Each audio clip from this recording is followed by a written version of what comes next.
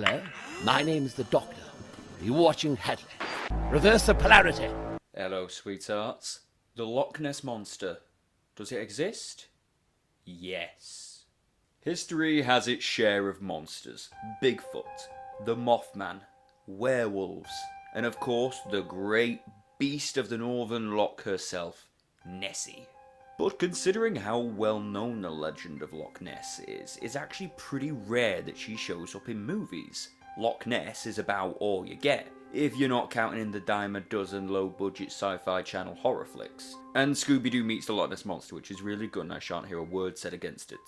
The plot of characters travelling to a remote area and discovering prehistoric survivors has been a trope in fiction for over 100 years. You got The Lost World, Journey to Centre of the Earth, King Kong, Creature from the Black Lagoon.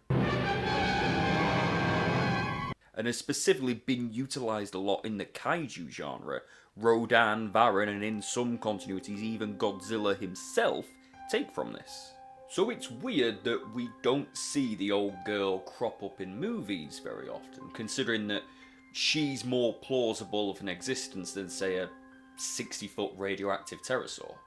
But once upon a time, specifically in 1976, we actually came very close. Hammer Film Productions is a company that needs no introduction, but I'm gonna do one anyway. They're a UK movie studio that began in 1934 and was initially focused on producing a wide range of films, but you, of course, know them for their internationally praised horror films.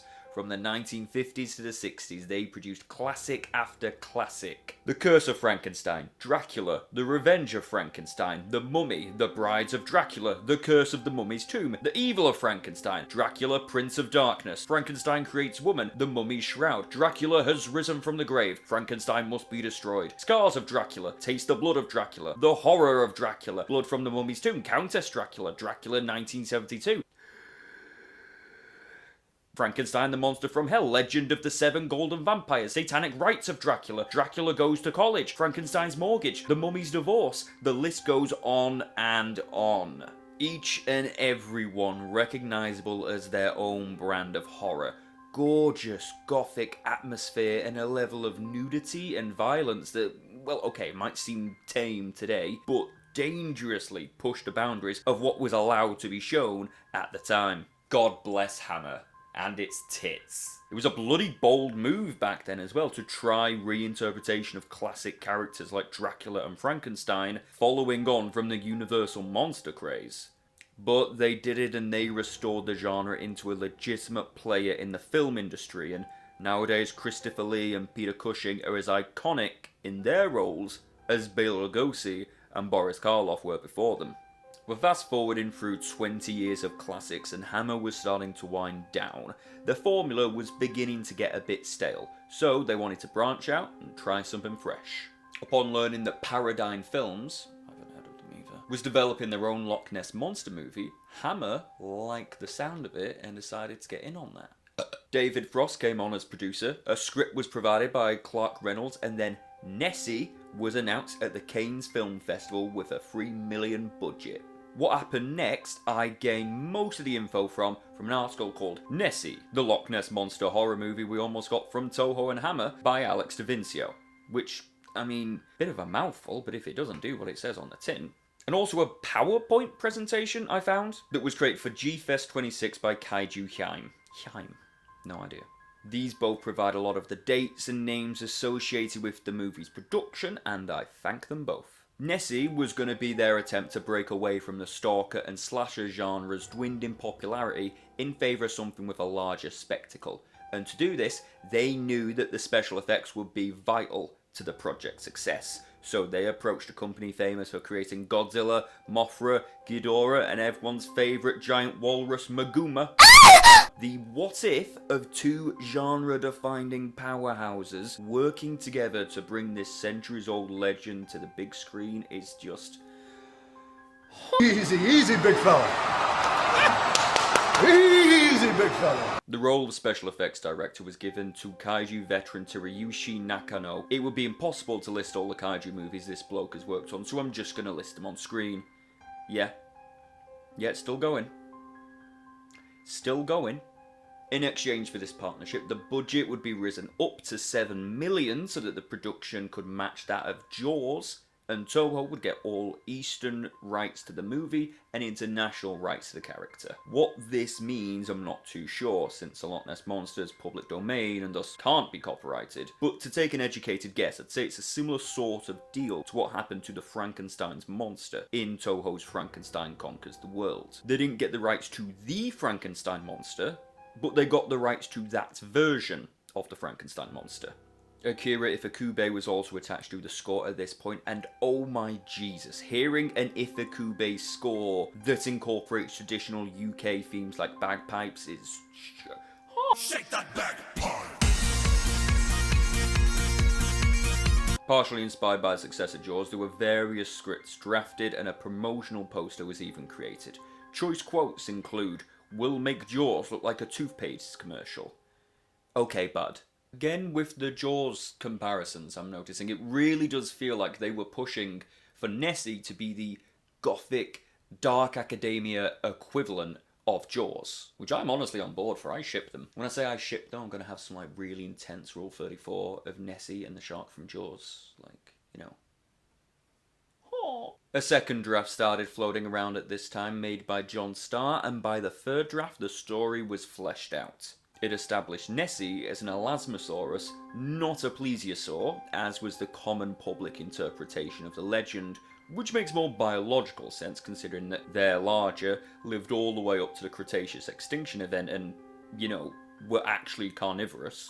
This copy of the script also supposedly leaned more into the scientific plausibility side of such a creature existing, with specifically cited as a reference Bernard Heuvelmann's Le Grand Serpent de Mer, very demure, known in English as Wake of the Sea Serpents. Le Grand Serpent de Mer itself was actually a sequel to whatever the hell this says, where Heuvelmann was actually the first person to ever coin the term cryptozoology, which, bringing it full circle, nowadays has the dictionary definition of search for and study of animals whose existence or survival is disputed and or unsubstantiated, such as Loch Ness Monster and the Yeti.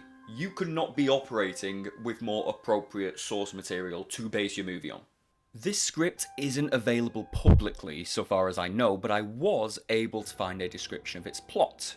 This next segment is taken from John Lemare's book Jaws Unmade, The Lost Sequels, Prequels, Remakes and Rip-Offs. It's the only source I can find for an in-depth breakdown of exactly what the movie would have entailed, so while I can't independently verify that it's genuine, John Lemire seems to make a career out of exploring unmade and lost movies, so I'm going to presume that this chap has his sources in good faith. The opening would have seen a truck from the Department of Defence Nuclear Research Institute in Scotland passing by the loch when it loses a barrel of dangerous chemicals called Mutane-4, which transforms the 40-foot Elasmosaurus that had been living peacefully into a killing machine. This would have been our premise, and Nessie begins attacking boats and oil rigs off the coast of Britain.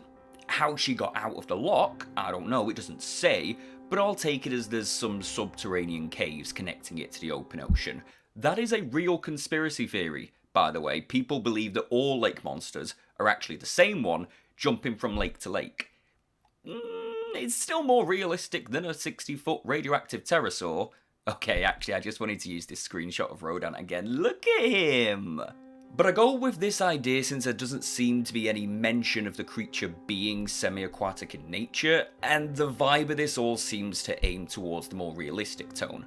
Because of this, there's no other giant monsters for it to face. I guess this was Hammer's insistence, since Toho loved throwing in an extra monster whenever they had the chance. Thus begins a globe-trotting rampage that would take the Loch Ness Monster from Scotland all the way to the Canary Islands as she searches for her historical breeding ground. Our main characters would have taken the form of an American news crew doing a story about the legend, planned to be played by Roger Moore as a skeptic and Gregory Peck and Candice Bergin as believers. They come across a barrel of the Mutane-4 and a dog that's been mutated by it, causing it to have doubled in size and become uncontrollably aggressive. They connect the dots and decide the attacks must be the result of a mutated Nessie and go to this movie's version of Quint, who Richard Harris was hired to play. Albus Dumbledore fighting the Loch Ness Monster, hell yes. Also, thank you to Ian for this wonderful artwork, love you buddy. The scientists want to capture and relocate Nessie, but because no kaiju movie would be complete without a human antagonist, for some reason, there'd also be Charlton Heston as a military man trying to kill the creature.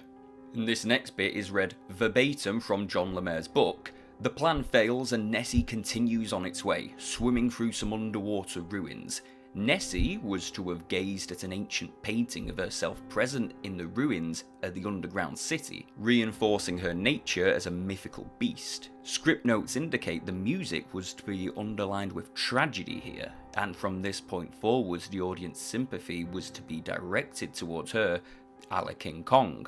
I find this bit interesting, not only because this imagery would go on to be repeated nearly exactly in Michael Dougherty's Godzilla in 2019, with Atlantis being revealed to have been a civilization of kaiju worshippers, but also the direct mention of script notes being evolved. This tells us that somewhere, at least, a full version of this script is available to read. Nessie's course leads her to Hong Kong, where in a big budget climax, the US military launches another assault against her.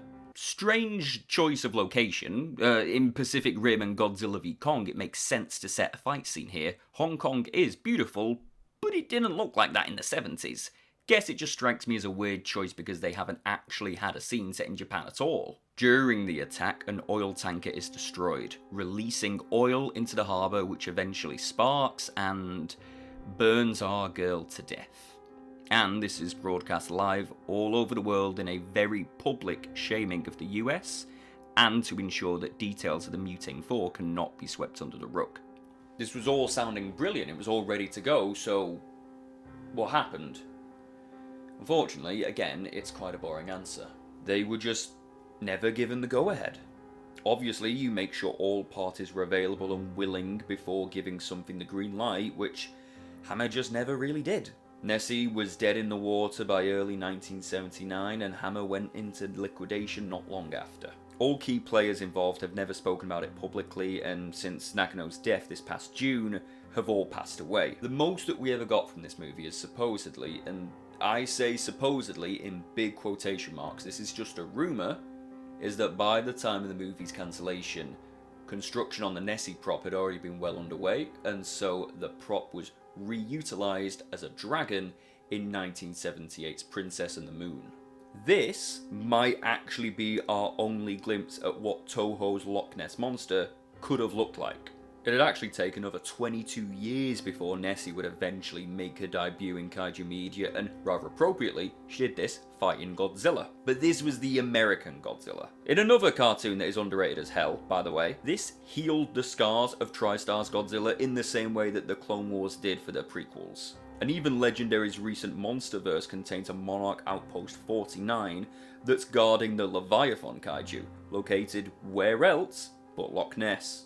In slightly more positive news, Hammer actually made a comeback in the late 2000s with one of my personal favourites, Woman in Black. Haven't seen its sequel, nor do I particularly desire to based on the trailers, but the atmosphere set up in that first movie is Hammer horror through and through, and definitely worth a check out. If you like this video on Toho's cancelled Loch Ness Monster movie, maybe you'll like Hammer's other delve into cryptid cinema with Peter Cushing's surprisingly deep Bigfoot movie. Hope you've enjoyed this video, and even if you haven't, I hope you have all found it just the least bit interesting. Wassail, drink high, my friends. Bye bye.